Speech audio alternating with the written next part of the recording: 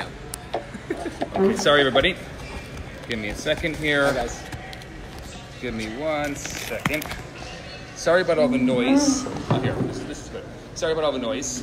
Hi everybody. I'm here with rapper and psychotherapist, Charles Goldberg. Hi. And you know, he's going around rapping. Maybe we'll do a little bit of rap later, but Of course.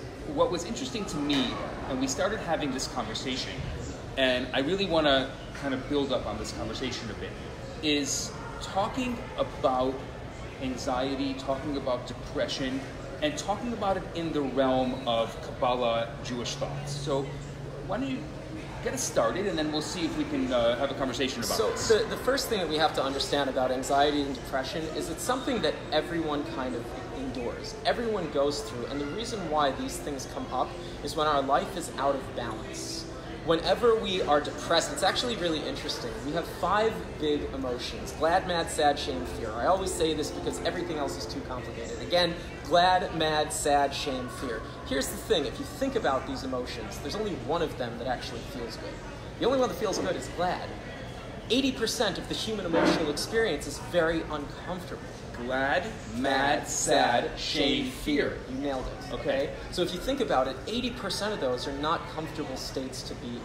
So if you think about the origins of depression, we frequently are told, is sadness, okay? Sadness is a state that we enter anytime one of our needs is not being met. If there was a space alien that came to Earth and was asking, hey, what's sadness, what's depression? The best way to sum it up, it's a state where our needs are not being met. Okay? It's also heavily dependent upon the past. When I'm depressed, it's always recalling things that I did that was wrong in the past that I just seem to not be able to get past, right? It's actually bringing your past to the present. And by the way, there's a very deep tie to trauma in this. It's actually interesting that trauma these days, it used to be in the old days that, hey, if we talk about the past, it's going to suddenly make it better. That's not necessarily the case. Actually, what many people will agree with, and there's a great book, it's called The Body Keeps the Score by Bessel van der Kolk. It's a great name. He says, actually, the problem with trauma is not that it happened in the past, it's that you're still experiencing it in the present moment, right? So we can basically establish depression as something past-related. Now, we also have anxiety, which we talk about, and anxiety is heavily rooted in fear. Fear is always something concerning what's to come. It's what's on its way. Now, the question is, how do we overcome our fears? I think this has kind of baffled people for generations, right? And the thing is that's really interesting is, anxiety, it's always future-focused. So we have depression in the past, we have anxiety in the future. There has to be a way to kind of bring ourselves to the present moment. And what's really interesting is, there are a million different therapies out there. There's like DBT, CBT, there's humanistic existential therapy, psychoanalysis, there's systems-based theory. There's a lot of different stuff. But the theory that I really love calling from is from Hasidus itself, from actually a book called Sefer Yetzirah, which is a book that's credited to Avram Avinu. And in this book, he introduces this notion of sfirot, of these attributes that God possesses in order to interact with the world. And not only does God use them to interact with the world, he's imbued these same attributes within us to interact with the world. And what's really interesting, as human beings, though we're not perfect like God, we are born with our attributes out of balance. And the thing is I'm conceptualizing that when our attributes, when these godly attributes that God has blessed us with are out of balance, this is when mental health difficulties and emotional difficulties and the ability to relate to other people begins to get out of whack. So kind of map this out for us. Kind of give us an example of this. Definitely. So, for instance, actually it's really cool. As a therapist, we're taught to see our clients through what's called a biopsychosocial lens. Meaning, I'm looking at a person biologically, I'm looking at them psychologically, what's their thinking like, and also socially, how they relate to other people. What's interesting is the sfirot, the attributes, these godly attributes, are actually built in a similar way. So the first 3 or 4 of them, because 2 Jews, 10 opinions, so it's either 3 or 4. The first 3 or 4 of them have to do with our cognition, with the way we think.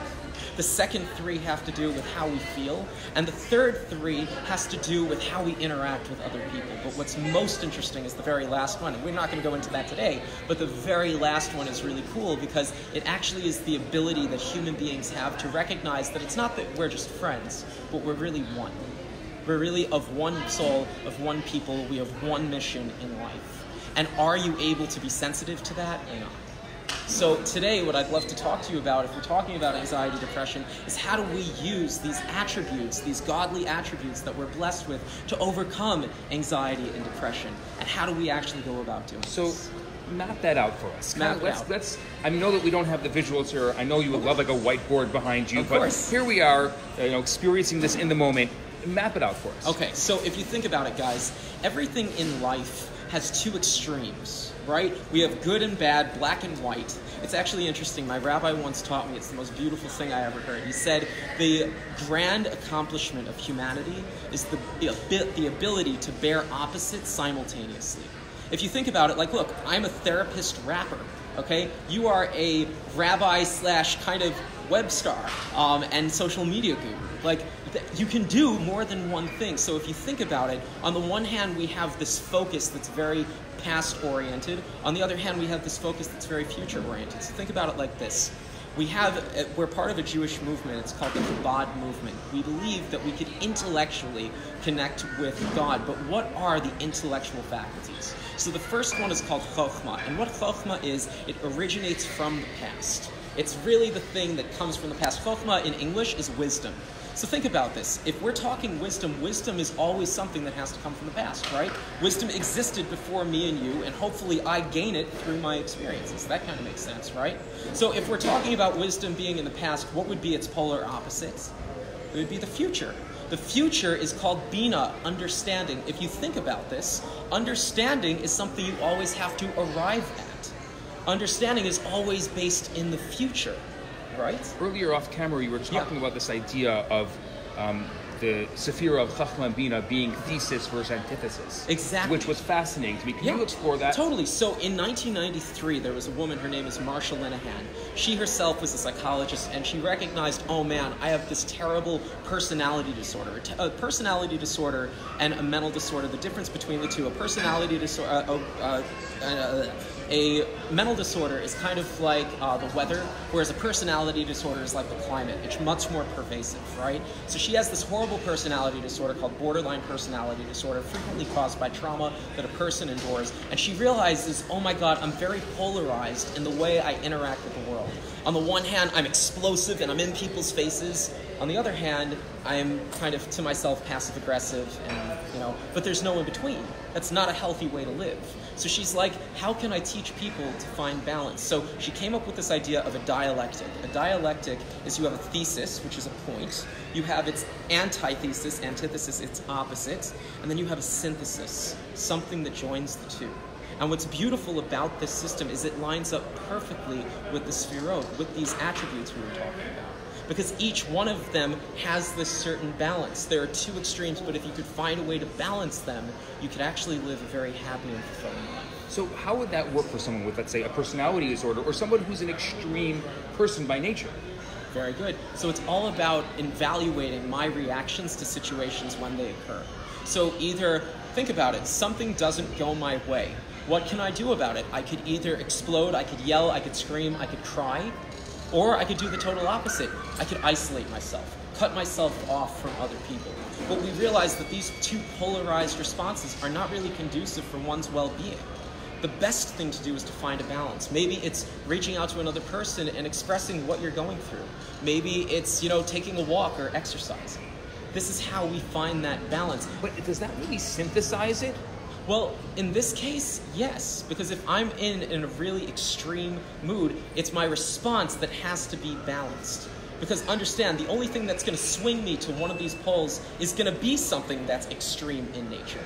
On the whole, most people are pretty easygoing and even-keeled until something happens. So you need some kind of a rupture. You need a rupture. And this is, by the way, where problems begin. We go through life until we meet a challenge. And unfortunately, a challenge is a normal part of life. The question is, how do we work through it? So what the ancient Kabbalists are telling us is if you approach it in a balanced manner, in a way that's not too much and not too little, you can actually begin to overcome it. So much so also with anxiety and depression. So if you think about it, we were talking about this chokhmah, this wisdom thing, which is based in the past. Remember, depression is based in the past, so if your chokhmah is out of balance, you become depressed. Conversely, bina, which is understanding something that we arrive at in the future, if that's out of balance, then we become anxious. Now the thing is, and this is what's really cool about it, as therapists, we're very good at pointing out what's wrong with people. It's much harder, and the art of therapy is figuring out what to do with it. So what I like about this idea, using these spheroids, is that actually it presents a plan to overcome something. So how would that look? If you had to unpack it, how would it look as far as the plan itself? Totally. So the first thing is let's start with the depressed person, okay? Guys, in between past and future is the present. And actually there's a third sphere that's called da'as, which is the ability to basically just bring your thoughts to your feelings. So in the present moment, it's a two-step system that you gotta do. So we're going from the past to the present first. And we're gonna say to that person, hey, you were depressed? Everything that you went through, it's over and done with now, regardless of, the outcome of it. So either, you could beat yourself up over it, you could feel bad about it, or what you could do is recognize it's done. And if you're done with it, if there's no thing that you could do to change it, why still dwell? There's nothing you could do unless you do the second step. And the second step is look to the future. Just because I had something terrible happen to me doesn't mean that I can't completely alter my life in a different way in the future. Yes, it's difficult. I'm not saying this is easy, but if you recognize what happened in the past is in the past and there's nothing presently I could do about it, focus on the future. Think about, how do I make those changes? What do I have to do in order to change things so that I could live a better life and reach a better outcome? So you start this process of change. Is there a way that you would recommend starting that? Do the opposite. That's probably the best way to start. Well, that's what Maimonides says. Right? Do the opposite. It's opposite thinking. If you flip it upside down, we're going to begin to get in the right direction. So if we're stuck in the past, let's look in the future. So too, if we're stuck in the future, let's go to the past. Think about it like this. So you'd make a vision plan? Well, not necessarily a vision plan. Well, for the depressed person, a vision plan's a great idea. Right. But if I'm anxious, if I'm worried about the future, that vision plan is only going to freak me out. Exactly. So what I'm going to do if I'm stuck in the future is, again, first come to the present moment. Realize all that stuff you're freaking out about hasn't even happened yet. What are you worried for? It hasn't even occurred. It hasn't even taken place. But here's the part that a lot of people forget about, and this is where spirituality really comes into this. You have to go to the past. At the end of the day, did God abandon you in the past when you faced a challenge that you're worried about? No. And if God didn't abandon you in the past, He's not going to in the future. Furthermore, let's say you have a problem with God. That doesn't work for you. Think about your own coping skills. Everyone that is watching this has definitely been through a challenge of some sort. And you probably have more challenges to come, which is very intimidating to think about, but check this out. If I just remember the skills that I used to get through those challenges in the past, I could apply those same skills, that same thinking in future problems and be able to have a positive outcome. So again, if we're stuck in the future, then go in the opposite direction, go to the present and then to the past. One of the things that I like to talk about is Jewish values. 100%. And like to really distill the Jewish theology and philosophy into values. And a value I think that's not spoken about enough is the value of struggle. The value of actually saying that it's not a means to an end. Embrace the struggle. It's going to happen. It's going to continue happening over and over and over again. And so figure out a way to embrace it. Figure out some kind of system in your life that you can be able to handle that struggle, work with that struggle, and to overpower it. Exactly. But unfortunately, we get so intimidated. We get so intimidated by the notion of being uncomfortable. If we learn to love discomfort, and that's really what it is. I love the state of discomfort because in that state, I can grow. It's when I'm comfortable that why should I change? I'm comfortable. Everything's good. It's a total mind shift. You have to completely flip your head around to learn to love discomfort. But the thing is that I do a group with my clients. It's called the Simple Question. Simple Questions is as follows, okay? What's the most difficult thing? What is the most important thing you've ever learned in life? And how did you come to learn that lesson? And what's interesting is no one ever learns their most important life lesson from like sitting on a beach in Tahiti sipping a Mai Tai and suddenly having an epiphany. It doesn't work that way. Right. What happens is people go through something that is just unbearable, that they think there's no way through, and yet they find a way through. And from discovering their own essence, from discovering their own ability to survive and even thrive, that's where people find satisfaction and joy in life. But it comes from discomfort, in essence. That's amazing. That's cool stuff. Thank you so much. Definitely, my man. Thank you. Why don't you do a little rap for us? Why a little not? rap? So I have a rap for anyone who might be struggling, and it goes like this. God bless you. You ain't even gotta sneeze. Positive change, compliments, promises, and apologies. Demons dissolve upon acknowledging. No need to withdraw and leave if you accept your flaws and see your thoughts as any subject to falsity. Take solace. Tear droplets, all the harder processing. The pain or trauma tamed from calling the unlock in the box and commenting. The liquor bottle embodies hypocrisy. Misled to believe a relief from monotony, but never received despondency. Own the possibilities like apostrophes. Insert a comma to diminish velocity. When we're strong enough to honor darker periods properly, the light could be admired, shining in its most authentic quality. Have we all forgotten to stop and breathe because we're constantly bombarded by a barrage of electronic screens, tries to fix our lives via shopping sprees and gossiping about frivolities of fate demolishing. Please don't look up your beauty inside the armor you model unconsciously, because the nuances you disguise are what make you a novelty. Enough admonishing, confidence blossoms from rigorous honesty. Return to yourself, recovery is yours as long as you want it. That's amazing. That's so great. Thank you. That's it. I'm here live with HARDCHARLiE Charles Goldberg. Thank you so much for joining us today. Definitely, it was a pleasure. And I'm sure we'll have an opportunity in the future. Certainly. Take care. Have a great day. You too. Thanks, guys.